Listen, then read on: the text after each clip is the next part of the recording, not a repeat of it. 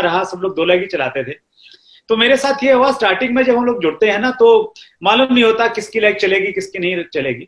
तो मेरी 2 लेग चल गई और एक व्यक्ति ने मेरे ऊपर में एक कमेंट किया कि भाई इनका तुक्का लग गया और तुक्के की वजह से इनकी दोनों चल गई, क्योंकि उनकी एक चल रही थी, उनकी दूसरी नहीं चल रही थी।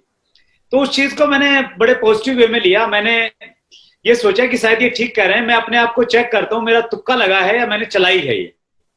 तो वो अपने आप को चेक करने के पॉइंट ऑफ व्यू से मैंने एक तीसरी लेग और स्टार्ट की, ऑनेस्टली अपने आप से, अपने आप को प्रूव करने के लिए। और वो की और उस पर मेहनत भी की, एक बर्निंग डिजायर भी थी कि यस करके दिखाना, वो जो वाली फीलिंग थी। तो वो तीसरी लेग भी स्टार्ट हुई और इसी प्रकार से फिर सतीश पंडित जी जब ज्वाइन हुए, वो आए तो उन्होंने बोला कि सर मैं डायरेक्ट आपके साथ में जुड़ना हो चाहता हूं। फिर चौथी भी स्टार्ट हो गई और ऐसे करते करते 5वीं भी स्टार्ट हो गई। तो एक बहुत बड़ा बिजनेस हम लोगों ने क्रिएट किया। और देखिए मैं दो चीजें कहना चाह रहा हूं इसमें।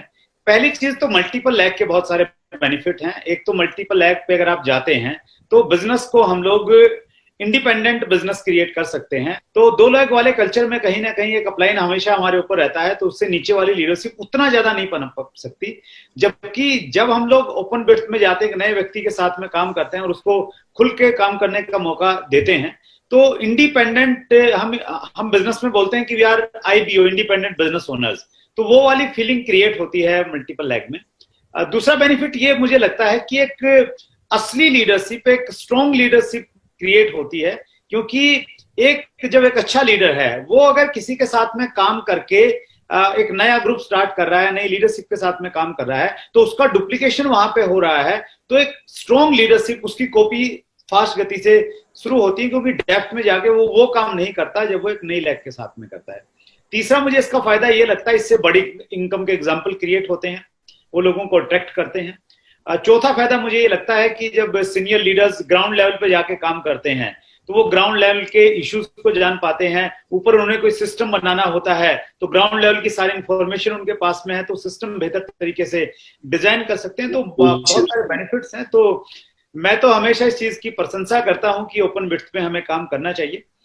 और रही बात आपकी ये कि भाई कोई लोग नाराज नहीं होते हैं, सबको साथ में लेके कैसे चला जाता है, उसमें सिंपल सा मेरा ये मानना है कि आप अगर नई लेग खोल रहे हैं तो पुरानी पे से आप ध्यान मत कीजिए, उतना ही ध्यान रखिए जो आपके पास में एक्स्ट्रा टाइम था या आपने जो सीखा है उस सीखे हुए चीज को इम्प्लीमेंट करके आप नया ग्रुप चलाइए। पहले वाले लोगों को आपको बिल्कुल नहीं लगना चाहिए कि आप उनको इग्नोर कर रहे हैं। और मैं बहुत ऑनेस्टली एक चीज कहना चाह रहा हूं, मेरी जो सबसे पहली ग्रुप थी, जो बड़ा ग्रुप था, आज भी मेरा काफी सारा समय उसमें जाता है और मैं बहुत इमोशनली अटैच हूँ एक एक व्यक्ति को। चूंकि मैंने अब उनके साथ में काम किया तो उनको मैं कैसे छोड़ दूं, मैं इसलिए नहीं छोड़ सकता कि उनका वॉल्यूम बहुत बड़ा हो गया है। तो वो इमोशंस हैं और वो इमोशन कभी जाने नहीं चाहिए, और वो इमोशन नहीं जाएंगे तो फिर आपसे हर लोग खुश ही रहेंगे। तो ये पार्ट है।